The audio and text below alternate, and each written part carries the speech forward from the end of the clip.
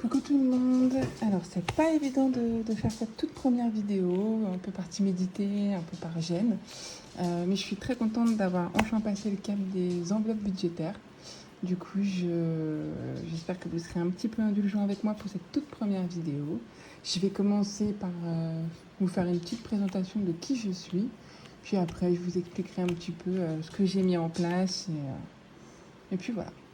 Alors moi c'est Claire, j'ai 34 ans, je suis en couple et j'ai 2 enfants. Jusqu'ici j'ai toujours effectué mes paiements par carte bancaire. Et avec la carte bancaire, le problème c'est que je mélangeais tous mes budgets. J'arrivais pas à épargner parce que comme toutes mes sorties, mes restaurants, le shopping, les courses, tout était mélangé dans un seul et même bloc sur mon compte bancaire. À la fin, quand j'allais sur mon application, il restait pas grand-chose, voire rien. Alors j'ai jamais été en négatif, mais du coup il me restait rien pour épargner. Je pouvais pas anticiper les imprévus, je pouvais rien anticiper. Du coup, à force de toujours faire le même constat chaque mois, j'ai décidé de m'intéresser à la méthode des enveloppes budgétaires. J'ai regardé énormément de vidéos, sans blaguer. Je pense que ça doit se compter sur des centaines et des centaines d'heures. Du coup, ça m'a permis un petit peu de comprendre comment gérer son budget, d'apprendre les enveloppes, les épargnes. Et du coup, j'ai aussi appris qu'il y avait aussi des défis. Et ça, je me suis dit que ça pouvait être pas mal, que même en jouant, entre guillemets, on pouvait épargner. Et du coup, je trouvais ça vraiment chouette.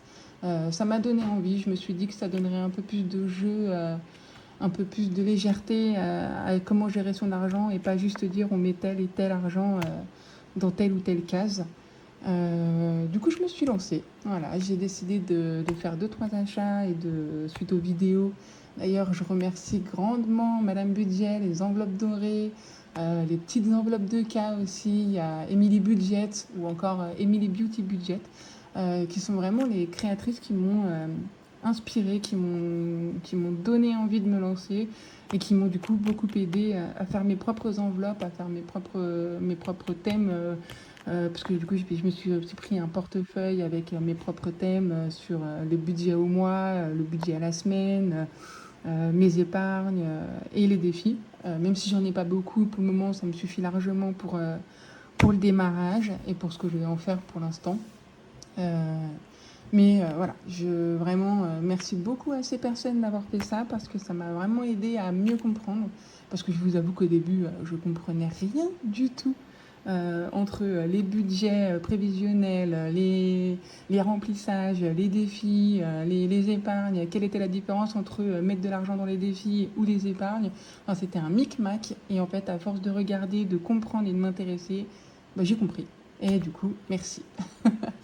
Donc voilà, donc j'ai jamais été en négatif, j'ai toujours été en positif à la fin, ou au moins 0 grand minimum. Mais je me suis dit que c'était fini, même si je commence en milieu d'année, c'est terminé. Je veux changer de façon d'épargner, je veux changer de façon de faire. Donc voilà. Je vais vous montrer un petit peu ce que moi j'ai mis en place. Voilà, pour le moment, j'ai pas grand-chose, mais ça me suffit largement. Je débute vraiment, vraiment. J'ai très peu d'enveloppe, très peu d'épargne, mais beaucoup de motivation. Voilà. Donc là, du coup, celui-ci, c'est mon classeur, on va dire, principal de mes épargnes. Enfin, c'est mon classeur d'épargne, finalement. Donc, on va faire comme ça, vous verrez un peu mieux. Là, c'est mon enveloppe personnelle, donc ce sera pour mes ressources perso. Ici, c'est l'épargne, c'est surtout ce qui concerne la retraite, pardon. La retraite, je crois, il me semble que j'ai une autre enveloppe de retraite, mais celle-ci, elle est différente. C'est pour mon PEE grâce à mon entreprise, j'ai un PEE et en fait chaque année on a un abondement et donc en fait je mets la somme maximum qui est de 300 € pour obtenir le double en abondement de mon entreprise. Voilà, donc ça c'est vraiment pour ça. Les enfants, du coup, je veux épargner pour les enfants en sachant que je leur ai ouvert un livret A. Donc du coup, ça, c'est du bonus, c'est du plus. Et ce qui aura, entre guillemets, quand les enveloppes seront vraiment trop grandes, ça rebasculera en virtuel sur leur livret A. Ou alors ce sera aussi pour les sorties, je sais pas moi, s'ils veulent un jeu en particulier, je prendrai l'un dedans. Voilà. Les cadeaux, alors ça regroupe vraiment tous les anniversaires et les Noëls. Les vacances. Alors, moi, à savoir que j'ai une carte vacances par l'entreprise. Chaque année, on a un montant qui nous est alloué. Et avec ça, en fait, je paye ma réservation.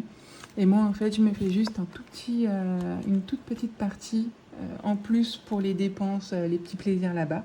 Puisque une fois qu'on est sur place, c'est monsieur qui gère l'essence, les restaurants, les dépenses, les courses, etc. Là-bas, je l'aiderai évidemment un petit peu, mais comme je paye le plus gros avec les réservations, lui il paye le reste. Voilà, c'est notre 50-50 à nous. En sachant que je paye aussi les péages avec ma carte de vacances, donc du coup ça réduit grandement ses frais à lui, et donc moi j'ai un peu moins à épargner par la suite, quoi.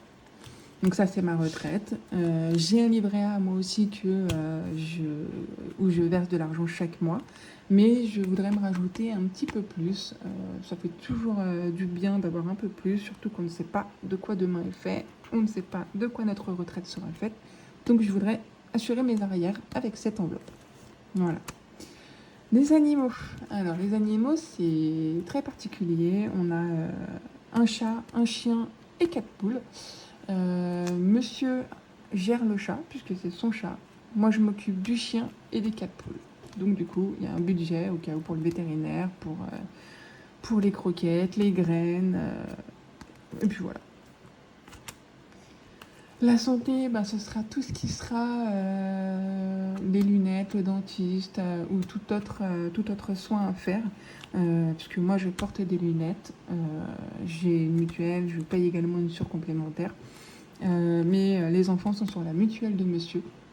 Mais comme on leur prend toujours, par exemple, 2 paires de lunettes, on a toujours un surplus à payer, donc ça partira avec ça. Voilà. La maison, ce sera tout ce qui sera les travaux, les achats de meubles, enfin vraiment tout ce qui concerne la maison, ou par exemple payer la visite annuelle pour le gaz, par exemple. J'ai déjà prévu pour objectif de mettre un certain montant pour... j'ai un montant en objectif à attendre pour septembre pour l'entretien. Voilà. Les petits plaisirs, bah, ce sera tout ce qui sera des extras, par exemple, par rapport aux cadeaux. C'est vraiment les sorties ou les restos. Voilà, ça ira dans les petits plaisirs. J'ai anticipé la 5e semaine, puisque effectivement, à force de voir maintes et maintes vidéos, je me suis rendu compte qu'effectivement, il y avait bien 4 ou 5 semaines selon les mois. Et l'enveloppe de 5e semaine sera pas de trop pour pouvoir piocher dedans s'il faut. Donc voilà. Ensuite, j'ai fait... Donc ça, c'est mes budgets à la semaine, où j'ai gardé de côté... du coup, pour la semaine 2, 3, 4, 5, etc. En sachant que moi, du coup, j'ai pas eu de semaine 1 ce mois-ci, puisque j'ai démarré vraiment à la semaine 2. Donc voilà, je me suis fait par exemple là pour mon perso, en sachant que j'ai déjà mis dans mon portefeuille pour la semaine 2, donc j'ai coché, et du coup là le reste, j'ai semaine 3, 4, 5 qui est ici, et une partie en virtuel. Pour les enfants, j'ai également fait la même chose. Alors en sachant que pour le moment, je suis vraiment en rodage sur les montants que j'alloue mensuellement ou hebdomadairement, pardon. Je suis en rodage. J'adapterai les montants s'il faut. Pour le moment, j'ai mis ça. Je me suis dit que j'allais pas commencer trop haut, sans non plus rien mettre. Il faut un entre-deux. Du coup, pour les enfants, j'avais mis pour le moment 10 € par semaine. Pour les courses, ce mois-ci c'est exceptionnel puisque du coup, moi j'avais fait les courses par exemple à la fin du mois de juin. Grosso modo, je fais pour 2 semaines et demie. Donc là, moi j'ai rien eu à mettre et c'est monsieur qui fait les courses pour la semaine 3 et 4. Et moi, je ferai les courses sûrement, même je ferai les courses à la dernière semaine du mois de juillet. Donc normalement, j'ai un budget d'environ 180 € par mois, en sachant que je mets du coup à chaque course, je mets 25 € de carte restaurant. Donc ça fait du 230 € par mois et monsieur fait aussi sa partie, il met à peu près 230 €. Ça dépend des mois, voilà. Pour le divers, c'est pareil. Pour le moment, je me suis dit que 10 € par semaine, ce serait pas mal. Je suis pas sûre de m'en servir. Pour le moment, je me suis pas du tout servi. Je me suis servi uniquement de l'enveloppe plaisir ce mois-ci. On s'est fait un petit resto avec monsieur et les enfants. Pour le moment, je m'en suis bien sortie. Je me suis dit que j'allais pas faire de dépenses inutiles et que j'allais me tenir au budget que j'avais, mais tout se passe bien. Et donc j'ai aussi un budget au mois donc pour la vapote, parce que malheureusement donc j'ai arrêté la cigarette, mais je continue de vapoter. Donc je me suis mise, je suis à peu près à 25 € pour 10 jours. Donc j'ai préféré arrondir et pour le mois je me suis mis 80 €. Je suis désolée si vous entendez des petits cliquetis à côté. Il s'agit du chien qui se balade, qui joue, qui je sais pas ce qu'elle fait. Et je suis désolée si à gauche vous entendez un autre bruit de vent, c'est le ventilo, il fait trop chaud, il fait trop lourd à Paris, vivement que ça se rafraîchisse un peu. Et du coup, je me mets un budget de 40 € de plaisir en sachant que si par exemple il y a un restaurant ou quoi, je me prive pas de mettre 25 € aussi pour la carte restaurant, avec la carte restaurant, pardon. Donc voilà, ça c'est pour le petit classeur des épargnes. Je vais vous montrer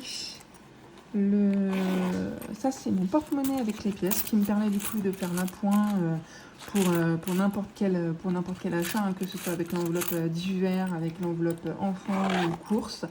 Donc ça me permet de mettre mes petites pièces là-dedans et de surtout faire l'appoint, comme ça je récupère que des billets ou des grosses pièces à la fin. Ça c'est mon portefeuille. Du coup ici je me suis fait du coup l'enveloppe course. Je ne l'ai pas retirée. Pour le moment c'est encore en virtuel. Du coup pour la 5e semaine je le retirerai. Je retirerai les 90 €. Je me suis fait, du coup c'est mon enveloppe perso, mon enveloppe BAP. Donc là je crois que j'ai mis 30 parce que du coup je peux pas, j'avais pas de billet de 5 donc je pouvais pas casser.